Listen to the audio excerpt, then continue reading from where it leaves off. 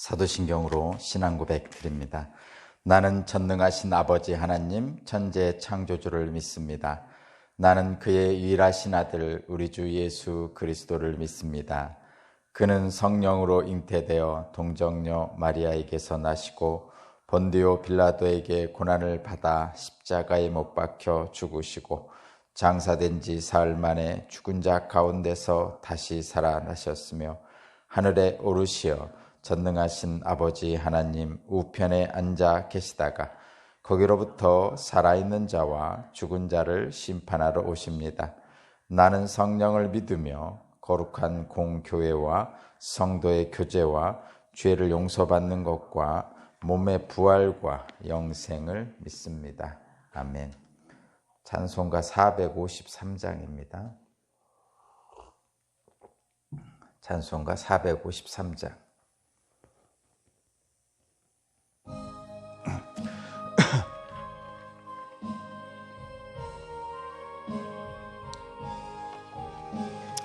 예수 더 알기 원하네.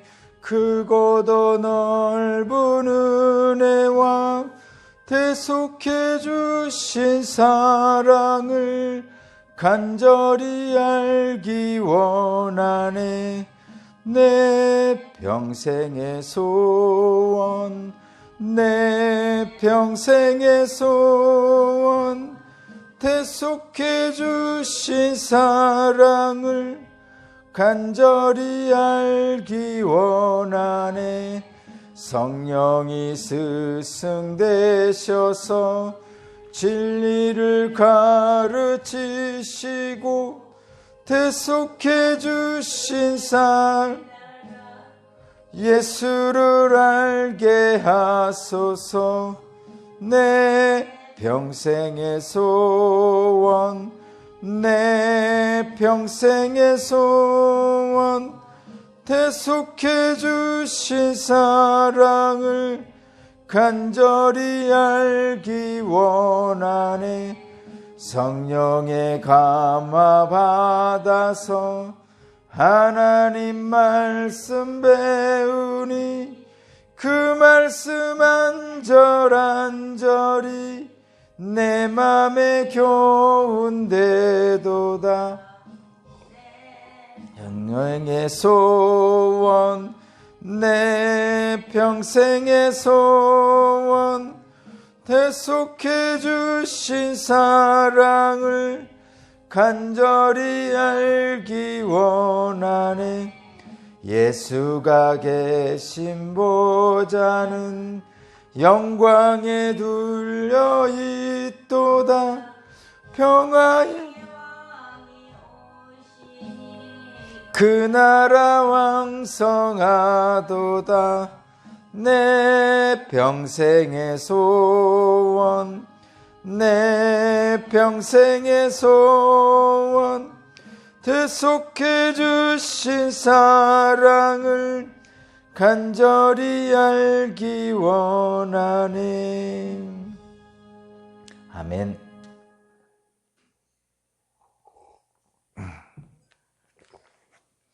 오늘 신 하나님 말씀은 다니엘입니다. 다니엘서 1장 1절에서 9절까지 말씀입니다. 다니엘서는 구약성경 1420페이지에 있습니다. 구약성경 1420페이지에 있습니다.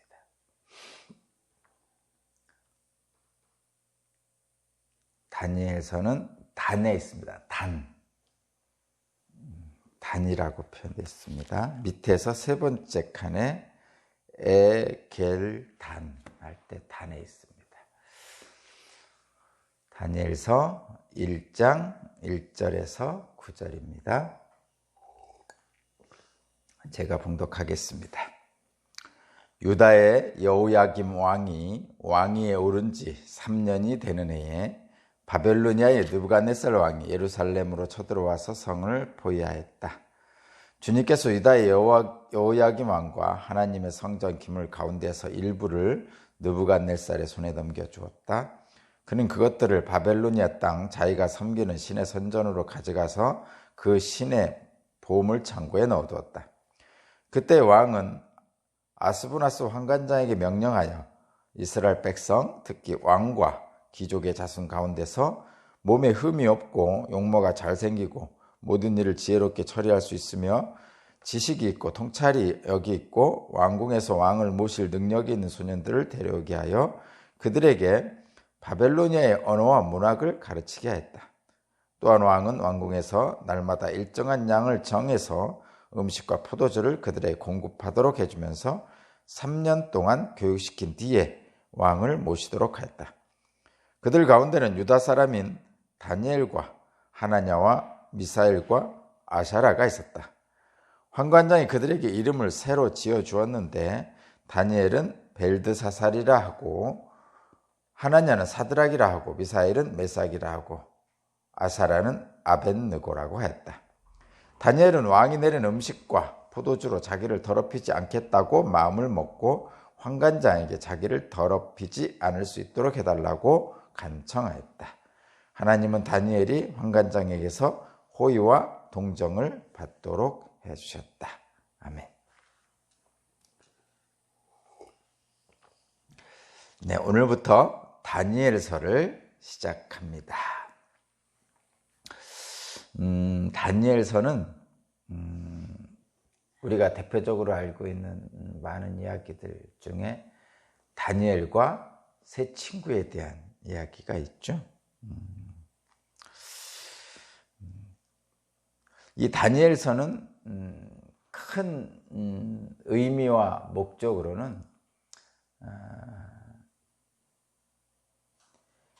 이방 땅에서도 변함없이 신실하신 하나님의 역사라는 걸 보여주는 책입니다.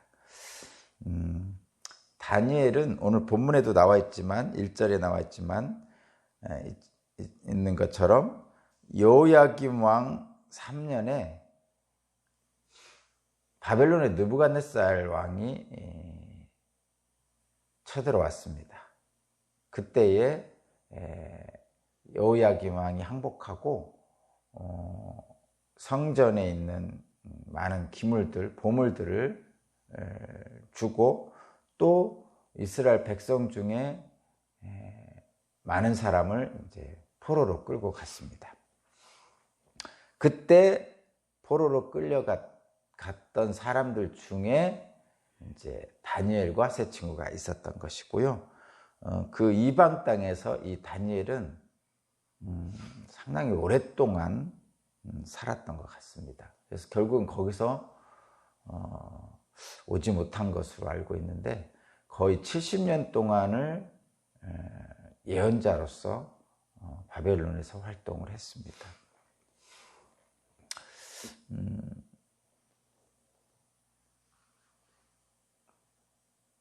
이방 땅에서 사는 사람들이 어떻게 하나님을 향한 믿음을 지켜야 하는지, 어떻게 지킬 수 있었는지, 그리고 어떻게 하나님이 그 사람들에게 역사하셨는지에 대한 증거로 다니엘서를 우리가 읽어보면 되겠습니다.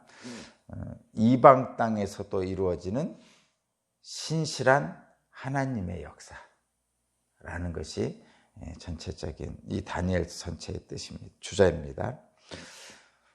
하나님이 역사는 저와 여러분은 믿는 사람들은 세상의 모든 그 이방 나라들조차도 하나님께서 주관하신다고 믿고 있잖아요. 그런데 실제 현실에서는 하나님의 주관한다는 의미를 받기에는 많은 고난이 있죠. 특별히 오늘 본문에서 나오지만 이방인의 왕인 느부갓네살이 하나님의 백성인 예루살렘을 침입해서 항복을 받아냈단 말이에요. 그리고 심지어는 성전에 있는 기물들, 보물들의 일부를 가져갔단 말이에요. 그리고 하나님의 백성인 다니엘 등을 포로로 끌고 왔단 말이에요. 그렇게 되면 우리가 믿는 하나님이 이방조차도 주관하신다고 생각하는 것이 사실은 쉽지 않습니다. 그런데 성경책에는 다니엘서 같은 책도 마찬가지지만 그런 이스라엘 백성들의 굴욕적인 일들을 다 기록하고 있죠. 사실은 그런 하나님의 이방 땅에서의 역사를 그러니까 우리가 믿기가 쉽지 않단 말이에요. 왜냐하면 하나님의 백성이 이방인들에게 너무나 굴욕적인 일을 많이 당하고 있기 때문이죠. 그런데 이 이스라엘 역사를 보면서 저와 여러분들은 증거를 삼을 수 있는 것이 있는데, 그게 뭐냐면 원래 성경책이나 이런 어떤 신에 관한 책, 신의 백성에 관한 책, 이런 책들은 대부분 그 신들이 행한 대단한 일들을 기록합니다. 그렇겠죠? 일반적으로 보면 저와 여러분도 이제 이런 생각을 해봅니다. 자서전 또는 어떤 인물에 대한 회고록 뭐 이런 것들을 보면요, 대부분 거기에는 뭐가 써있냐면 잘한 일들에 대해서 써있죠. 자신이 잘못한 일에 대해서는 잘 기록을 안 합니다. 특별히 또 특별히 신에 대한 얘기인데, 신이 잘못한 것을, 신의 백성들이 잘못된 것을 기록할 리가 없겠죠. 그런데 성경은 그런 것들을 기록해 놓습니다. 심지어는 하나님의 백성이 잘못해서 하나님이 징계하신 일들, 그래서 전쟁에서 지고 수많은 사람이 죽고 포로로 끌려간 일들조차도 기록하는 거예요. 그럼 이런 기록을 통해서 이런 어떤 치욕적인, 굴욕적인 것을 기록한 이유가 뭐냐? 기록할 수 있었던 자신감이 뭐냐? 하나님의 역사다, 이런 얘기입니다. 그러니까 저와 여러분들이 늘 이 치욕적인 역사를 통해서 무엇을 우리에게 알게 하시는 거냐면, 하나님의 백성을 징계하시는데 이방인의 권력을 사용했구나 라고 말씀하시는 하나님의 신실하신 역사의 주관자심을 우리에게 보여주는 거죠. 그래서 저와 여러분들이 증거로 삼을 건 실제로 그것입니다. 하나님이 열방까지도 다 주관하신다고 하시는데, 그렇지 않다면은 이런 치욕적인 역사를 성경에 기록할 이유가 없다는 거죠. 그렇습니다. 어쨌든 이방인을 들어 하나님의 백성을 징계하시는데 그 징계가 너무 아프죠. 그렇지만 분명히 하나님은 그 징계를 통해서 새롭게 하시려는 것이라는 것을 분명하게 이 다니엘서를 통해서 배워야 됩니다. 이방 땅에서도 변함없이 신실하신 하나님의 역사를 다니엘서에서 여러분 배우시기 바라고요. 오늘 본문의 핵심 내용은 8절입니다.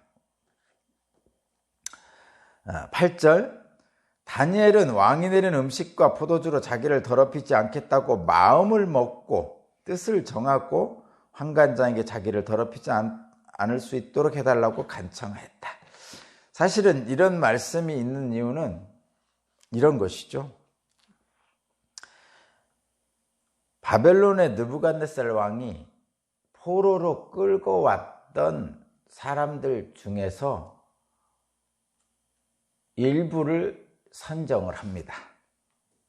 누구를 선정하냐면 혈통이 좋고 건강하고 그다음에 똑똑해 보이는 머리가 좋은 사람들을 선정을 했습니다. 그리고 바벨론식의 교육을 시킵니다. 오늘 본문의 3절부터 5절의 말씀을 제가 한번 읽어볼게요. 여러분, 자, 바벨론의 느부갓네살 왕은 예루살렘에 있는 이스라엘 백성들 중에 왕과 귀족의 혈통을 가지고 있으며 용모가 뛰어나고 지혜가 있을 것 같은 청년들을 뽑아서 그들을 바벨론식의 교육을 시켜서 왕을 모실 수 있는 사람으로 만들려고 합니다. 3절, 4절, 5절 제가 읽어볼게요.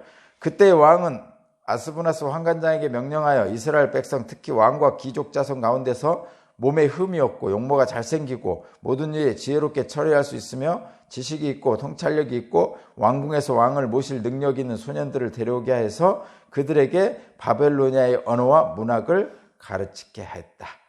또한 왕은 왕국에서 날마다 일정한 양을 정하여 음식과 포도주를 그들에게 공급하도록 해주면서 3년 동안 교육을 시킨 뒤 왕을 모시도록 하였다.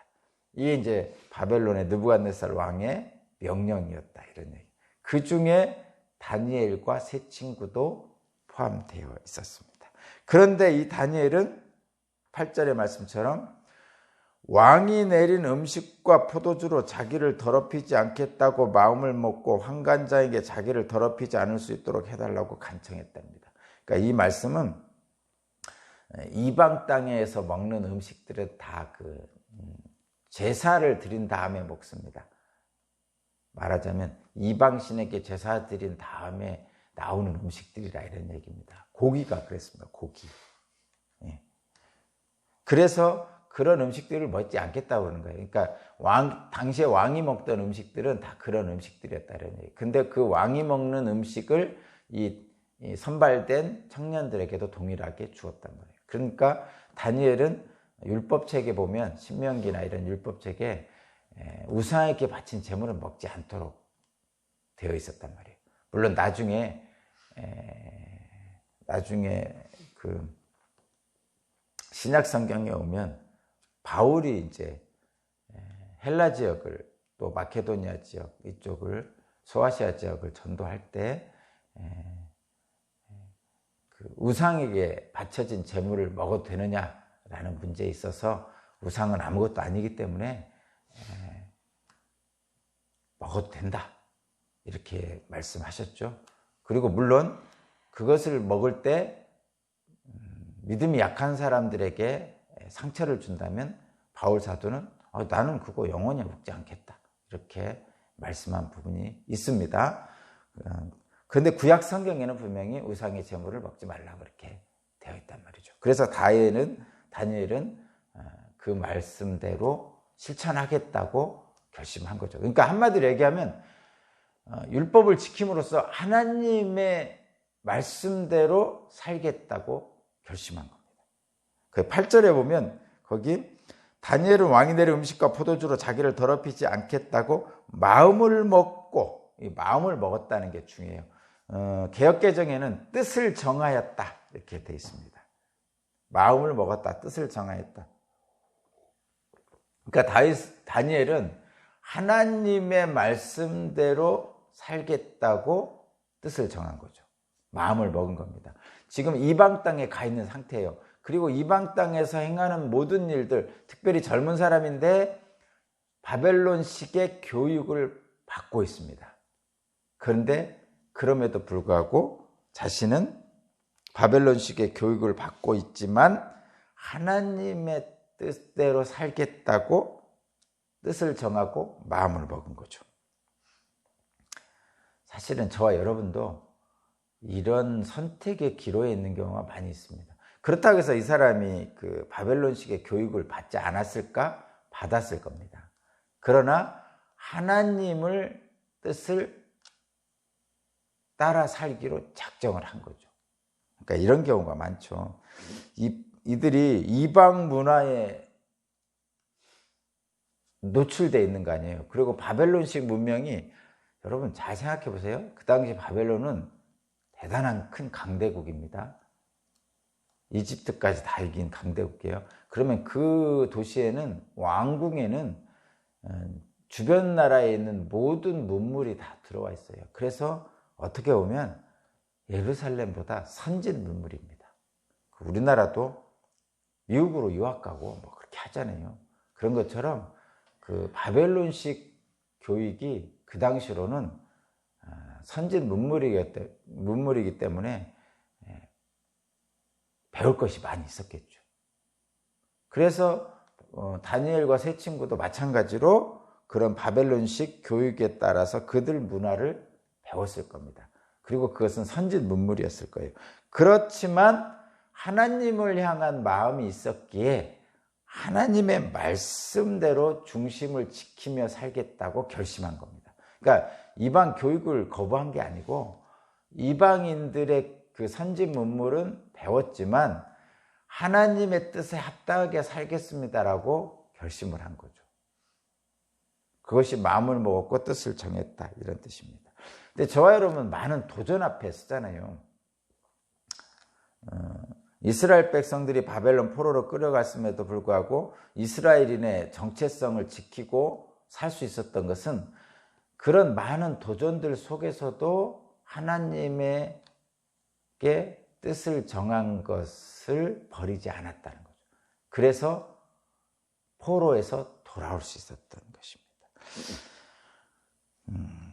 하나님은 신실한 이 네 청년과 함께 하시면서 이들에게 은혜를 있게 하셨다라고 본문 말씀에 있습니다. 9절 보겠습니다. 하나님은 다니엘이 환관장에서 호의와 동정을 받도록 하셨습니다. 그러니까 지금 하나님은 다니엘에게 함께 하고 계신 것이죠. 다니엘은 호의를 베풀어 달라고 환관장에게 말을 했을 때 하나님께서 그렇게 할 수 있도록 환관장을 이끌었다, 이런 표현입니다. 자, 결론입니다, 여러분. 세상의 많은 사람들은 돈과 권력과 명예를 얻기 위해서 애씁니다. 그리고 마침내는 그것을 얻으면 복을 받은 인생이라고 생각합니다. 물론 그럴 수도 있겠죠. 그렇지만 오늘 본문에 나오는 다니엘은 자신에게 주어진 성공의 기회보다 하나님의 자녀라는 정체성을 더 귀하게 여기고 있는 겁니다. 그것이 8절에 말하는 하나님께 뜻을 정하는 거예요. 마음을 먹는 거죠. 저와 여러분도 다니엘과 같은 도전에 직면하게 됩니다. 세상에서 요구하는 가치관과 하나님이 말씀하시는 말씀 사이에서 선택의 기로에 놓인 경우가 우리 삶에는 거의 매 순간 날마다 있게 됩니다. 다니엘은 이럴 때에 자신의 마음과 뜻을 하나님께 정했습니다. 하나님께 두었습니다. 저와 여러분은 어디에 두시겠습니까? 성경을 읽으면 하나님의 성품을 배웁니다. 오늘 본문은 다니엘을 통해서 하나님의 성품을 우리에게 가르쳐 줍니다. 하나님의 성품을 배우면 이 세상에서 구별된 자로 살 수 있습니다. 하나님의 뜻을 분별하면 이 세상에서 좀 다른 사람들과 다르게 살 수 있습니다. 악한 행위가 아니라 선한 일을 행하며 살 수 있습니다. 나의 이익만을 추구하는 것이 아니라 하나님의 사랑으로 사람들과 함께 살 수 있습니다. 그래서 하나님의 성품을 배우는 시간, 성경을 읽는 시간, 하나님과 친밀한 교제의 시간을 가질 때 비로소 하나님의 뜻과 나의 마음이 하나가 되는 그런 역사가 이루어집니다. 다니엘서를 읽으면서 앞으로 그 과정, 그 모든 하나님의 역사와 다니엘의 역사를 함께 공부하면서 하나님의 뜻을 아는 저와 여러분 되시길 바랍니다. 또 드립니다. 하나님 감사합니다. 어디서 무엇을 하든지 하나님의 뜻을 알고 그 뜻으로 하나님의 뜻, 하나님을 향해 뜻을 정할 수 있는 우리 모두가 되게 하여 주옵소서. 감사드리며 예수 그리스도 이름으로 기도합니다. 아멘.